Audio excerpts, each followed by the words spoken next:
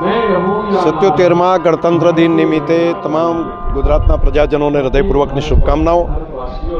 માન્ય મુખ્યમંત્રી શ્રી ભૂપેન્દ્રભાઈ પટેલની સરકારે આ સરહદી વિસ્તાર એવા વાવ થરાદમાં સ્વતંત્ર દિનની ઉજવણી માટેનો જે સંકલ્પ કર્યો અને તેનું આયોજન કર્યું। આ કાર્યક્રમ રાષ્ટ્રીય કાર્યક્રમ એ પ્રજાનો કાર્યક્રમ બની ગયો। લાખો લોકો આની અંદર જોડાયા। આ વિસ્તારને કરોડોની વિકાસના કામોની ભેટ આપી અને પ્રજાજનોમાં એક દેશભક્તિનો એક નવો સંચાર ઊભો થયો।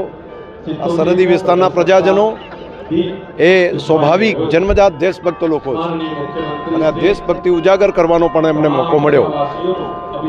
પુનઃ દેશના પ્રધાનમંત્રી શ્રી મોદી સાહેબનો આભાર માનીશ કે તેમણે જે 2047માં ભારતને વિકસિત ભારત બનાવવા માટેનો સંકલ્પ કર્યો છે, ત્યાં સરહદી વિસ્તારના પ્રજાજનોએ આ સંકલ્પને પોતાનો સંકલ્પ સમજી અને એનો અમલ કરવાનું ચાલુ કર્યું છે।